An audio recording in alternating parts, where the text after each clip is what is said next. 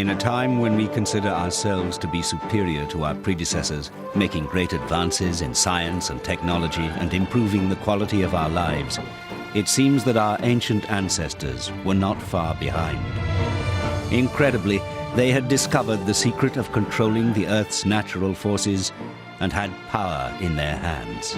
We shouldn't be surprised that the ancients were not only able to harness nature, but also to use its force masterfully. This is the story of power and technology in the ancient world.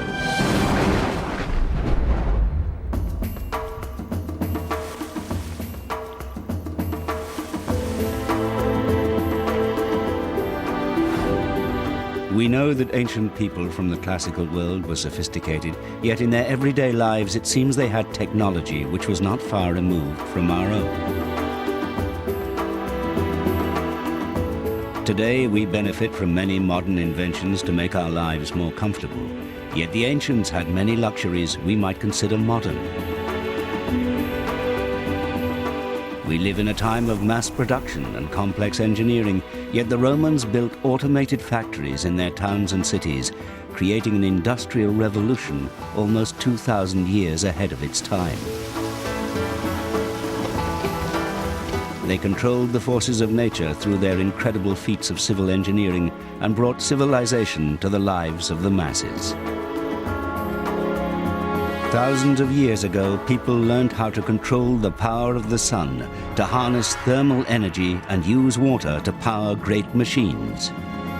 When we look back at the ancient world, we think of them as backwards compared to today. It's not true at all. They were using hydraulics, they were using thermal power, they were using solar power possibly, maybe even electricity. We can't be sure. The whole gamut of energy sources that was available to them, they seemed to be using, and they were exploring it and trying to develop it all the time.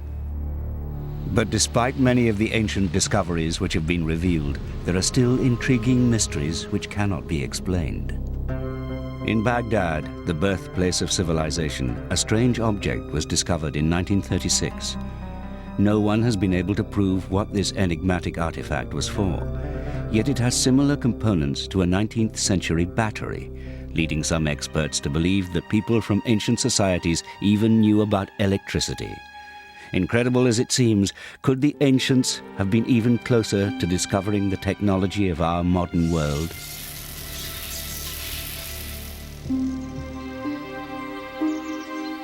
"2,000 years ago, the Romans had developed the technology of the ancient Greeks and were using a vast array of complicated machines and devices in all aspects of their lives, from warfare to building and industry.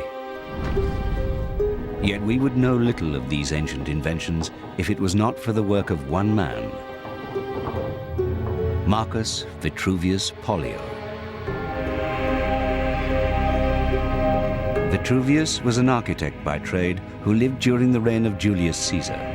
He was inspired by the architecture and engineering of the ancient Greeks and was fascinated with the works of great classical scholars. His greatest achievement was a collection of writings describing in great technical detail the inventions of the Romans and Greeks. Without Vitruvius, we would know little of ancient technology. A key source for ancient technology is the Roman writer Vitruvius, writing probably in the 20s BC. And his work preserves for us the work of a number of earlier authors who haven't survived in the same way. Vitruvius's work is unique. His collection of 10 books described a vast array of inventions. His attention to detail means it's possible for modern historians to truly understand the level of mechanical sophistication in the ancient world. Renaissance inventors such as Leonardo da Vinci were inspired by Vitruvius's descriptions of ancient machines. The early editions of his work are accompanied by a number of engravings, illustrations, which show a Renaissance conception of the technology of the Roman world. The Romans were not content just to conquer new lands. They were determined to conquer nature itself. One of the ways they would do this was by creating huge machines which controlled the power of water. Vitruvius was fascinated with water, with mining, with economics. the movement of water particularly. His works include ideas on moving water across vast distances from places where it's difficult to move it, such as in the bottom of mines. As an engineer and as an architect, this is exactly the sort of thing he'd be interested in. Vitruvius described a variety of ingenious and sophisticated water pumps which used moving valves to pull water upwards. He also detailed huge devices which used other methods to move water.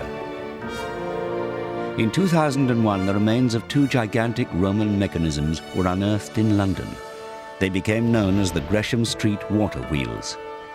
They could lift water from deep wells using a series of containers linked together on a geared wheel far more efficiently than using men alone. They were incredibly similar to mechanisms in Vitruvius's writings. He also described the most famous of Greek inventions, the Archimedes screw. This simple but ingenious invention used a large spiral which revolved, forcing the water upwards. The Archimedes screw was used in Roman industry to raise water, such as from underground mine workings which had become flooded. It was effective, yet it could only move water a short distance. In deep, waterlogged mine workings, another, more complex solution was required. The Roman silver mines were particularly important as the Romans needed this metal in large quantities to make their currency, but it was often difficult to access rich silver seams deep in flooded mine workings. During mining at Rio Tinto, Spain in 1886, an unbelievable discovery was made. A gigantic wheel was found deep underground when workers blasted away a section of the mine. But what was this extraordinary ancient object? During subsequent excavations, archaeologists discovered a series of wheels deep within the mines. Si bien se conocía la rueda de anteriormente, no se empleó en todas las minas, ni se empleó tan profusamente como, por ejemplo, ha sucedido en Río Tinto. Por ejemplo, en Filón Norte, en Río Tinto, se documentaron 8 parejas de noria, que son 16, y sacaban el agua a una distancia desde abajo hasta hacia arriba de 29 metros. The water wheels, deep in chambers in the mine, were used to move water from one chamber to the other, moving the water higher each time until it finally reached the surface. It was a huge achievement to build such a complicated and huge mechanism deep underground. Vitruvius explained in his writings how each wheel was turned by a man who walked the wheel forward. This would have been grueling work underground in dark, wet conditions. Yet it has been estimated that a man could operate a wheel for 8 hours continuously, moving around 19 gallons of water per minute. This would have made the mine significantly more productive, and it may have been impossible to mine the silver in Rio Tinto without the huge water-lifting wheels. Romans were not the first to use such ideas, but the Rio Tinto water-lifting wheel shows how the Romans successfully adapted earlier Greek technology and used it on a massive industrial scale, enabling them to increase their vast riches and power. En época romana lo que sucedió fue que hubo una difusión de ese conocimiento y una aplicación práctica, porque mucho de ese conocimiento de época helenística fue solo teórico. Los romanos lo que hicieron fue esa tecnología que ellos conocían, aplicarla para lo que necesitaban, que en ese momento era sacar el agua de las minas. Around 40 similar wheels are recorded to have been used across southeast Spain alone. It was the Romans' visionary use of such technology which made them a great civilization. Yet it was their use of water as a power source, as described by Vitruvius, which was even more astounding. However, to harness the power of running water, they first needed to invent a system to provide constant running water to their cities. The Romans were ambitious and built gigantic aqueducts which could move water across many kilometers. They brought civilization to far-flung corners of the empire and created cities where none before could have existed. Vitruvius recorded in one of his books how a Roman aqueduct should be built. It was a complex and remarkable structure which was vital to the Romans' use of water as a power supply and to feed their luxurious bathhouses, fountains and gardens. Aqueducts, such as this one in Pont du Gard in southern France, still stand 2,000 years after they were constructed. This aqueduct carried water to the town of Nîmes from a natural spring in the hills around 25 kilometers away. It is an amazing feat of civil engineering. Il a été construit par une légion qui avait un savoir-faire et une compétence en génie civil, en hydraulique. Ils avaient déjà construit 9 aqueducs à Rome. Ils en construisaient partout en Europe. Donc, maîtriser le paysage pour conduire l'eau dans une ville, c'était quelque chose qu'ils faisaient tout le temps. The Pont du Gard is awe-inspiring. At 48 meters high, it's the tallest of all the aqueducts built in the Roman Empire. It took 15 years to complete, and even today it is the most complete of all the aqueducts built by the Romans. For the Romans designed it to last, even through the powerful floods which often hit the Gardon Valley. Au premier et au deuxième étage, ce sont des blocs qui pèsent entre 2 et 6 tonnes, qui sont posés à sec, les uns sur les autres. Il n'y a pas de mortier. Et la conception du pont par lui-même, puisqu'elle est ouverte par des arches larges, permettait aux eaux de traverser sans briser le pont. The water which flowed through Roman aqueducts had a crucial role in Roman life. Rome, the heart of the empire, was supplied with water from 11 great aqueducts which fed into the city. The constant running water was directed by the city engineers into fast-flowing channels, water which was used to run ancient water wheels. Vitruvius wrote detailed accounts of Roman water wheels which could be put to industrial uses around the city. For many years, archaeologists have been fascinated by the discovery of Roman water wheels across Europe. Intriguing evidence of Roman water wheels has been found in Rome, and more incredibly, the machines which they powered. The Oxford archaeologist, Professor Andrew Wilson, worked on excavations at a remarkable site in Rome in 1998. Professor Wilson excavated a large Roman industrial complex which had evidence of water wheels being used to drive a huge automated flour mill powered by water from a city aqueduct. It was known as the Janiculum Mill. It was built in the 3rd century AD astride the Aqua Traiana, Trajan's aqueduct, which we can see in blue here running through the middle of the site. It's part of a huge complex of water-driven mills whose purpose was to provide bread for the city of Rome. A series of water wheels was linked to a geared mechanism which turned a giant, heavy millstone. The mills would ensure there was enough flour to make bread for Rome's civilians, mass-produced by the flour mills and bakeries on a scale never before seen. Vitruvius left details in his writings of how ancient water-powered mills would have worked. This is a French translation of Vitruvius from 1673. It contains some rather fine illustrations of the machines Vitruvius describes, but the artist has reinterpreted some of them in the light of his own experience of contemporary water mills. So this illustration shows a water-powered grain mill, which is driven by means of water flowing underneath a wheel and driving it with the paddles on the outside. On the axle of the wheel is mounted a large cogwheel, which meshes with a much smaller one mounted on a vertical spindle, which drives the upper millstone of a pair of millstones mounted on a floor higher up. During excavations in Rome, archaeologists were able to find clues which showed that the Janiculum mill was very similar to those described by Vitruvius. Excavations in the early 1990s found bearing blocks, stones supporting the ends of the axles of water wheels. And by using spacing between them, we can deduce that there could have been 4 wheels on the North Mill Race.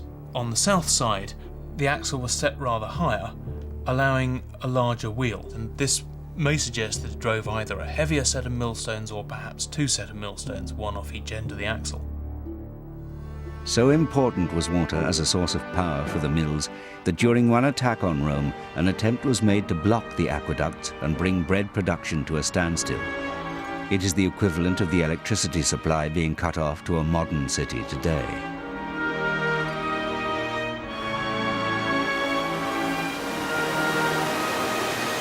Water was the lifeblood of Rome, and it was essential it was kept flowing.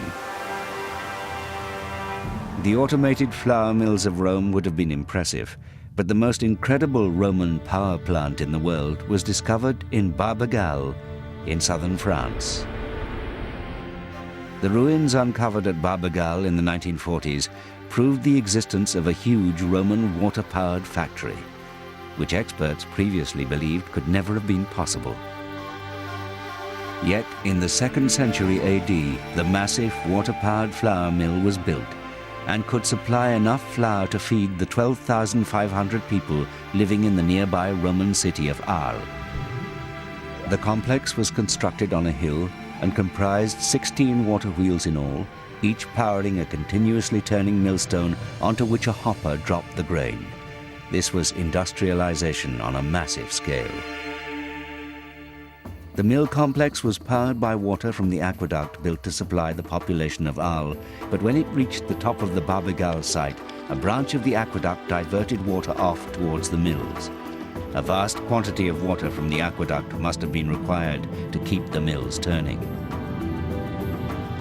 Barbegal avait la vocation d'amener l'eau vers une série de moulins qui allaient pouvoir moudre les céréales et pour donner du blé, donc à tout l'Empire romain. Parce qu'il ne faut pas oublier que la Légion était présente dans le sud de la France. Arles was an affluent and prosperous city in Roman times, with the Emperor Constantine briefly based here. It had a large population, but there is said to have been a shortage of slave labor in the region. This may be one of the main reasons the vast mill site was located here as a solution to the problems of manually grinding the huge amounts of flour needed in the city. The aqueduct and the mill complex would have been integral to the city during Roman times. The Barbegal mill site was built 300 years after Vitruvius described earlier water mills used by the Romans, and it shows how they had developed their water power machines to an incredibly sophisticated and efficient degree.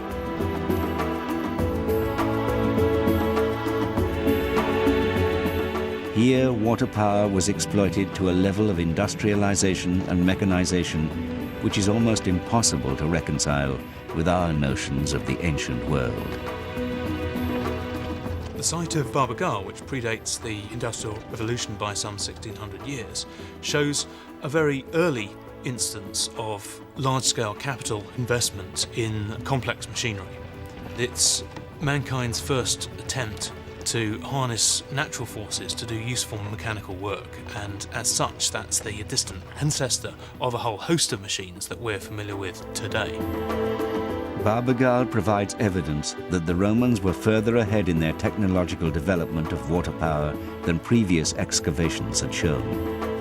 At places like Barbegal, we have the evidence to show that the Romans could have had an industrial revolution, a pre-industrial revolution, to move away from a purely labour-intensive, slave-driven economy to one where they're using mechanisation and the latest developments in engineering to make their slave labour force more effective. Barbegal is unique because it is the only large-scale water power plant to have survived. But perhaps there are many others lying undiscovered under towns and cities across the old empire. And it is tantalizing to think that if the Romans could harness water power to grind flour, did they also use it on a large scale to drive other machines? Some evidence has survived to suggest they may have used similar water wheels to cut stone blocks for buildings. Once they had mastered the technology, the possibilities would have been endless.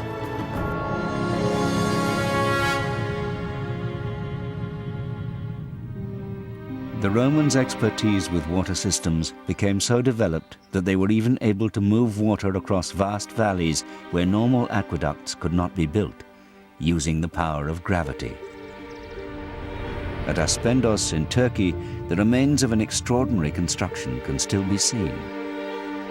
To cross a valley the size of the one at Aspendos would have required an aqueduct of enormous height.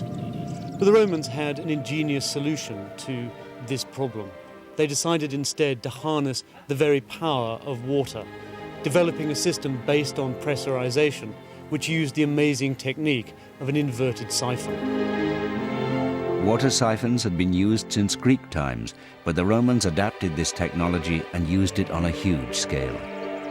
The action of a simple siphon can be easily demonstrated. Right, I'm going to pour this, we've used wine so that it's a little bit more visible. We're going to pour this into the header tank, and hopefully that should explain the principle of operation of the siphon.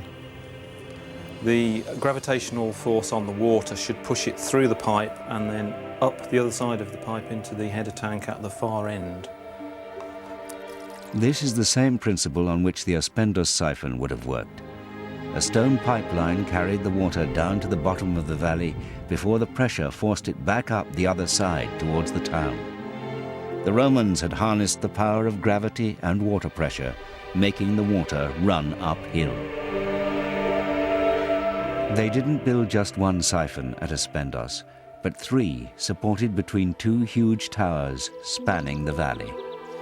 To create splendid cities like Aspendos and its stunning amphitheatre, the ancients needed to harness the forces of nature. Today we're often surprised that they were able to use its power so masterfully. The Romans used their knowledge of hydraulics to develop Aspendos into a beautiful and thriving outpost of the empire.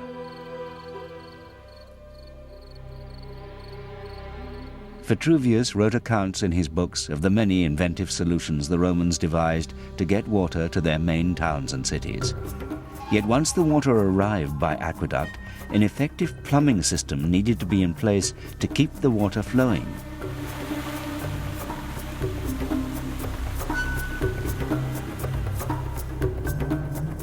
Even in remote Roman outposts, such as the wild landscapes of northern England, the Romans set to work creating a civilized plumbing network. The Romans settled in Britain in the 1st century AD, and the Emperor Hadrian constructed his famous wall as a defensive barrier against the hostile peoples of the north.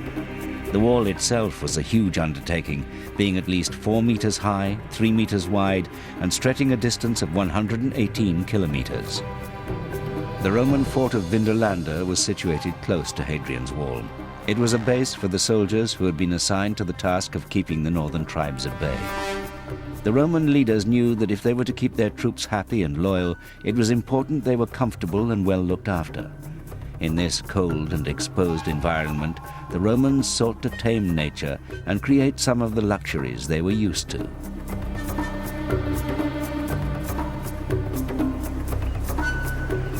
The one natural resource which the location had plenty of was rain.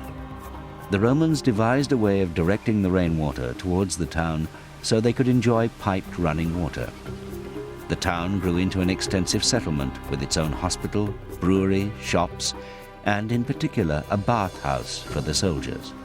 The Romans aren't prepared to compromise. They get to this frontier zone, it's hostile, and they're bringing with them the latest Roman technology. They put in a fantastic water pipe system, which means that every single building inside the Roman fort at Vindolanda could have had piped water to it, which is an amazing thing when you think about it, because a couple of hundred years later, at the end of Roman Britain, this technology is no longer employed at a site like Vindolanda, and people living here didn't have water on tap. A network of pipes had to be laid to supply the town. Vitruvius explained in one of his books that the Romans used clay and lead pipes most commonly, yet he realized that lead pipes were unhealthy as lead poisoning was common among Roman plumbers. But in Vindolanda, the Romans created an effective pipe network using the materials they had to hand. One of the most significant finds we've had in the last couple of years on the excavations have been a fantastic water system, which is basically a whole timber frame piping system underneath the ground, built in around about 100 AD, taking water from wells, water tanks. It's absolutely amazing that it survived. To make their main water pipes, the Romans cut down alder trees which grew on the waterlogged ground, hollowed out lengths of 1 to 2 meters, tapered the ends and mounted them securely onto oak blocks, burying the whole system in trenches surrounded by gravel. 2,000 years after it was built, the complex wooden plumbing system in place at Vindolanda is still in remarkably good condition. Yet another astonishing discovery was made 3 kilometers further along Hadrian's Wall, which proves how advanced the Romans had become. At Housesteads Fort, the soldiers had access to what we might think of as a modern convenience. One of the best preserved Roman toilets in Europe can be found here. The Roman engineers created this amazing building for the soldiers posted to the wall, complete with running water to constantly flush away the waste from the fort. The toilets are a plumbing and engineering marvel. Large water tanks were constructed which could hold up to 24,000 litres of rainwater. Although it lacked privacy, the covered building would have been very comfortable. It was surrounded on 3 sides by rows of wooden toilet seats. Beneath these ran the sewage channel, fed with running water from the holding tanks. The sewer ran in an anti-clockwise direction, and water would enter from the left-hand side here and go anti-clockwise along the main sewer and out through a culvert in the southeast corner of the fort. It was not just a luxury, but an important hygienic commodity, ensuring that valuable soldiers were kept free from illness and were best able to protect the empire. The Romans understood the importance of good sanitation, and the supply of fresh, clean water at the site was essential. The toilets didn't just have one sewage channel. They also had running water which the soldiers would use for washing themselves. Instead of toilet paper, the soldiers each had a stick with a sponge attached to the end. A special channel running around the toilets was built so they could rinse their sponges after use. This is a mock-up of what the soldiers would have used instead of toilet paper. It's a sponge neatly tied to the end of a stick. The Roman soldiers enjoyed many home comforts, and life for the well-heeled would have been very pleasant. In many ways, their lives were not far removed from our own.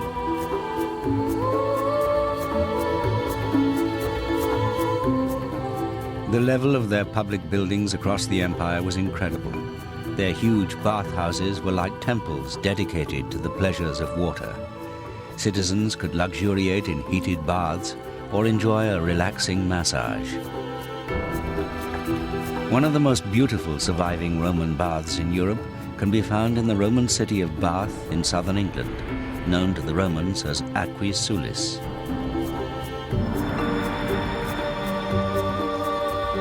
This bathhouse is special as it demonstrates both the Roman skill with complicated plumbing and how they exploited the Earth's thermal energy. The bathhouse was built on the site of a natural thermal spring which the ancient Britons had long held sacred. The Romans also worshipped there, and it became an important religious and cultural site which would have been visited by Romans from across the empire. The city of Bath developed around the heated water supply, which rose from deep in the earth. Much of the Roman settlement still lies hidden beneath the elegant Georgian architecture of the city. At the heart of the Roman bathhouse is the sacred spring. Here, hot water at a temperature of 46 degrees Celsius rises at a rate of over 1 million litres every day and has been doing so for thousands of years. Before the Romans came, people had been aware of the springs and were probably worshipping here. But the water from the spring was first controlled in Roman times. The Roman engineers knew that if they could control the hot water from the thermal spring, it could be used to create a wonderful, naturally heated bathhouse. The centerpiece of the magnificent building here is the Great Bath. This is a pool lined with sheets of lead and filled with hot water from the spring. It once stood in a magnificent hall. The bath is just over 1.5 meters deep and has steps leading down on all sides. Around the edges of the bath would have been benches for bathers and tables adorned with rich food and wine. But it was not purely a place to relax. The Romans also believed deeply in the spring's spiritual powers. In 1727, a magnificent bronze head was discovered by men working near to the baths. It was of the fertility and health goddess Sulis Minerva, who was believed to live at the spring. Worshippers left gifts of gold coins, thousands of which have been found at the site. They also left curses written on sheets of lead, which were thrown into the entrance of the spring.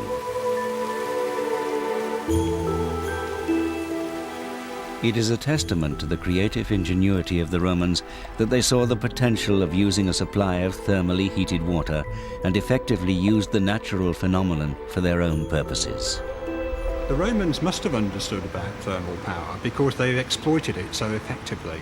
In the bathing system here, we have a bathhouse that, although it had heated rooms within it, was largely unheated, and yet this large pool of hot water in the middle would have helped to raise the temperature gently throughout the whole building. The Romans used thermal heat from deep in the earth at Bath, but they also looked to the heavens to find ways of exploiting thermal energy from the power of the sun. Nowadays, we take solar energy for granted, but 2,000 years ago, the ancients also found ways of exploiting the sun's heat. Ancient societies were fully aware of the advantages of solar power for heating. They constructed their houses to face the sun, and they were aware of the use of glass in public buildings such as bathhouses to maximize the heat retention, and also, of course, through the glass to warm those buildings up. Evidence of glass windows has been found around the empire. This incredible 2,000-year-old piece of glass was found in the window of a building in Pompeii. It was fitted into an extremely large window. It is amazing that this ancient sheet of glass has survived. The Romans realized the effects of using glass to capture the heat from the sun, but 500 or so years earlier, the ancient Greeks had apparently already discovered ways of using the destructive power of the sun's heat. A mythical Greek invention was said to have been used as a weapon against the Romans in the 3rd century BC. It was known as the Archimedes death ray. In Syracuse, in what is now modern-day Sicily, the inventor Archimedes was planning ways to fend off a Roman attack. A story claims he used the power of the sun to destroy the Roman ships in the harbor. It seems an unlikely claim, yet the story has survived to this day. In 214 BC, the Romans attacked the town of Syracuse. The Syracusans relied on their most famous citizen, the philosopher-inventor Archimedes, to defend the city. Archimedes ordered soldiers to polish their metal shields so they shone like mirrors. He then positioned the soldiers around the harbor and made them reflect the heat of the sun onto the Roman ships below. Archimedes devised a clever system of reflecting parabolic mirrors, probably using polished shields, to send a tight, bright ray of light towards the Roman ships in the harbor. That ray would certainly have blinded their navigation, and according to some stories, the ships actually caught fire. It is difficult to imagine that the shields could have had such a dramatic effect, yet could hundreds of them really have acted as a death ray? Διότι πολλοί δεν πιστεύανε ότι ο Αρχιμίδης είχε κατασκευάσει κάτωπτρα τέτοια ώστε να κάψει το ρωμαϊκό στόλο. Και αρκετοί βέβαια συγγραφείς, κυρίως Βυζαντινοί, αναφέρονται στα κάτωπτρα του Αρχιμίδη και λένε ότι όντως με αυτά ο Αρχιμίδης είχε κάψει το στόλο των Ρωμαίων.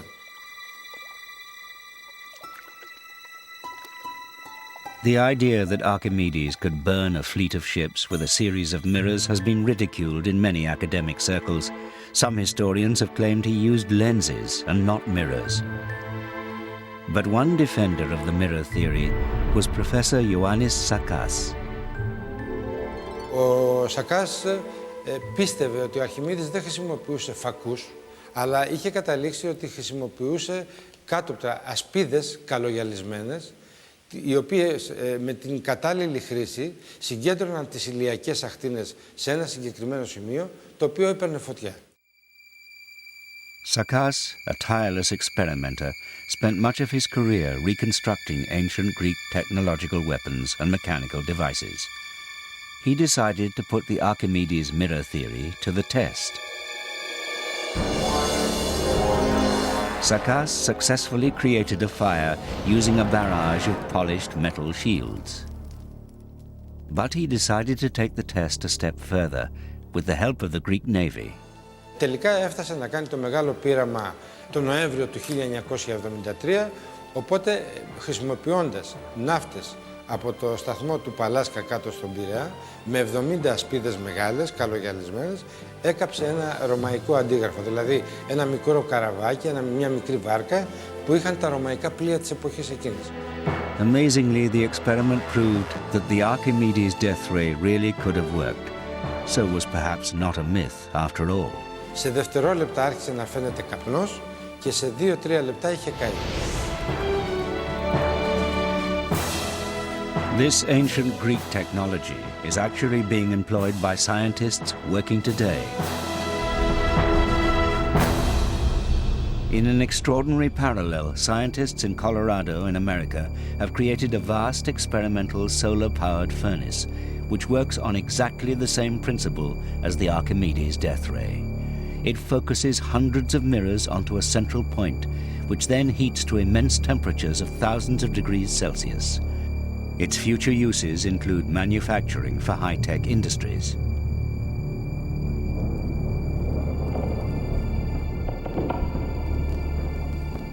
The ancients were also aware of another powerful energy source from the heavens. A force so devastating and awesome, they thought it must have come from the gods. The power of electricity.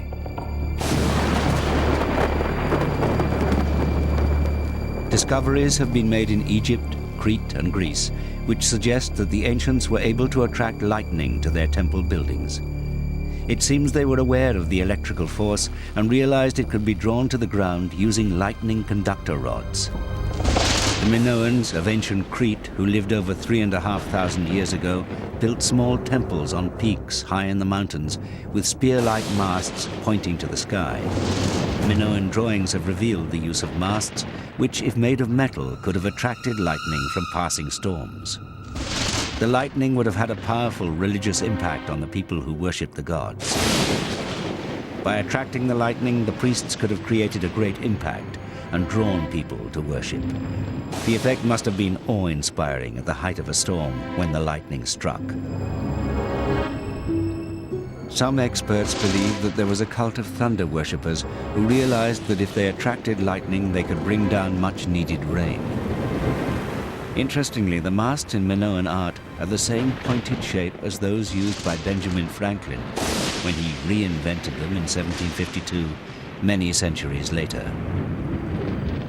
High in the Peloponnese hills in Greece, ancient mountain temples have also been found, which again archaeologists believe could have been located to attract lightning. Yet the ancient Greek philosophers also tried to find more scientific explanations for the strange phenomenon of lightning. The philosopher Xenophanes from Miletus tries to explain lightning. He puts down the idea that this was Zeus throwing a thunderbolt and tries to come up with an explanation of his own, referring to the clouds, and to a degree, I suppose, he was right. There is also evidence from a temple in Egypt which records how copper-covered masts were attached to the entrance of the Edfu temple built in 212 BC. It seems the ancients living in Egypt understood that copper was a good conductor. It is a material we still use today in our electrical wiring. The ancient societies who tried to attract lightning showed some understanding of its powers. There was another less dramatic but equally significant type of electricity which the ancients also held sacred. The Mycenaean people of ancient Greece realized that there was a substance which seemed to have magical powers. It was the beautiful and precious material amber. Amber could hold a static electrical charge. Professor Bill Kavanagh is convinced that amber was valued by the Mycenaeans because of its electrostatic properties 3,500 years ago.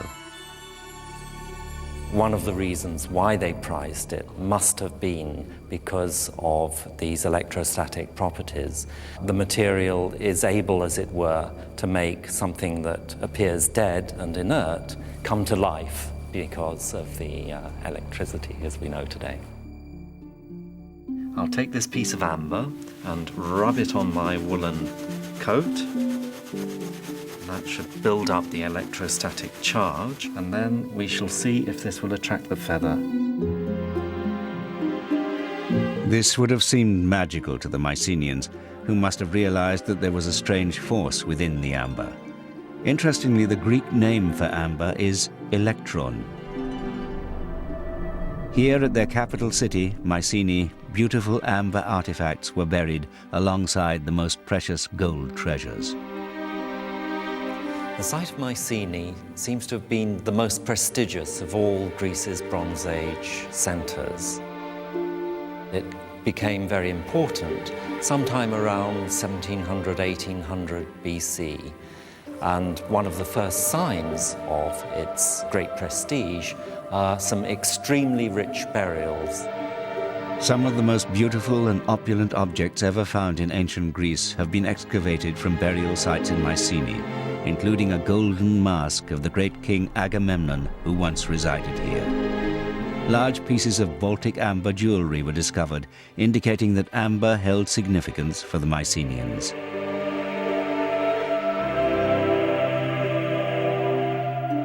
A Greek myth about the god Phaethon tells how he was struck by a thunderbolt hurled by Zeus.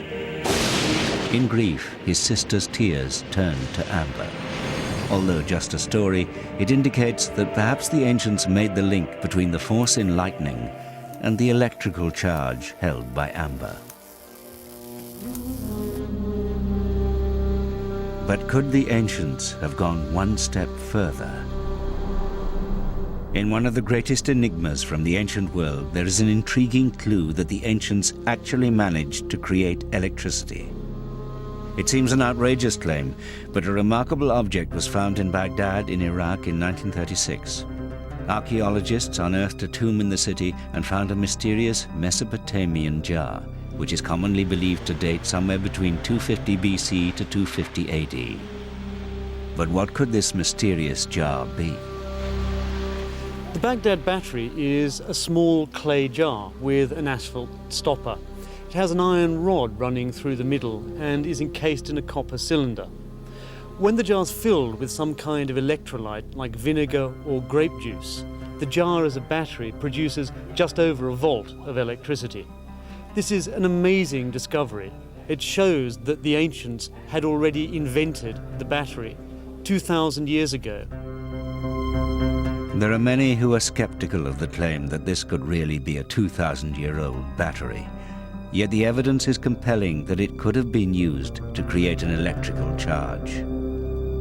This is a reproduction of one of the most enigmatic objects that we have from the ancient world. This ceramic vessel was discovered just on the outskirts of Baghdad in the 1930s.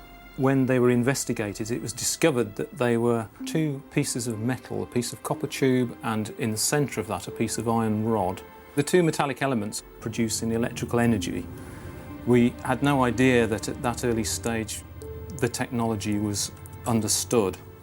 And if in fact these are batteries, which is one of the possible explanations, they would predate Volta and Galvani by about 2,000 years. But could this object really work as a battery? When you compare the Baghdad battery with early batteries from just 120 years ago, you can see the similarities. They too consisted of a jar containing a negative and positive electrode, which was separated by an electrolytic fluid. We have some mid-19th century batteries, as were invented by the Frenchman Georges Leclanché in 1867, and they consist of a glass jar. Inside it is a porous pot. Inside, running down the middle of that, is a carbon rod, and that is the negative terminal. Positive pole is this rod of zinc. They performed just like the Baghdad battery, that is to say, they generated a very low voltage current. So if the Baghdad battery really worked on the same principles as early modern batteries, could it really generate an electrical charge? We decided to attempt to recreate the Baghdad battery using materials as close as possible to the originals. We're using copper tubing, which is domestic plumbing piping, but which is of similar gauge. The rod in the centre is actually steel, not iron, because iron is quite tricky to get hold of nowadays. But with this and vinegar, we're going to see if we can actually reproduce the voltage from this artefact. The electrolytic solution of vinegar allows a flow of electrical ions to move between the two terminals, which are attracted by each other's polarity, thus creating a charge. The iron rod acts as the positive terminal and the copper tube acts as the negative terminal. Using a small speaker, you can actually hear the electrical reaction taking place. When a voltmeter is attached, the battery quite clearly registers an electrical charge of approximately 1 volt. There are many varied theories as to what this electrical supply could have been used for, from medicine to religion, yet some question if it was used to generate power at all. We all like good stories, and the Baghdad battery is one of those great stories. But for me as an archaeologist, I'm afraid it doesn't quite work. I would say it wasn't a battery to create electricity, but was part of a ritual assemblage of objects, although we don't, of course, understand all of the details of the ritual in which it might have been used. Yet there is one theory which many experts believe is the most likely use of the Baghdad battery. The Baghdad battery didn't produce much power, perhaps a little over a volt, but that would have been sufficient to allow silver to be plated with gold. What the Baghdad battery shows then is that electroplating is another ancient discovery. It is thought that the practice of electroplating one metal over the top of another is a modern invention. Yet with the Baghdad battery, perhaps the ancients had also mastered this art. As a test, this coin is being dipped into a gold solution, whilst attached to 3 models of the Baghdad battery, which are running an electrical charge through it. The gold in the solution is attracted to the coin, and in only a few minutes, the coin has been completely coated in gold. The Baghdad battery seems to prove a remarkable theory, that people living thousands of years ago were able to generate small amounts of electricity. Yet when you look back at the astounding technical achievements from the ancient worlds, from the ancient Greeks, Romans and Mesopotamians, many of their inventions seem remarkable and highly sophisticated. So perhaps it is not too far-fetched to think that ancient people could have taken the first steps towards inventing electrical devices. There are many inventions which we would like to think have been invented in modern times, but it seems ancient people had already made great advances in developing technology which we may think of as our own. Ancient people realized that it was possible to exploit natural forces in many ways and even create automated machines. But if it were not for the writings of Vitruvius, we would know even less of the technology of ancient times. Yet all we have today are fragments of information, providing clues as to what the ancients were capable of. As we discover more of these fascinating devices, we get a glimpse of what startling discoveries were made thousands of years ago. Many inventions were lost for thousands of years until they were reinvented in modern times. It is intriguing to imagine what other ancient discoveries are yet to be revealed.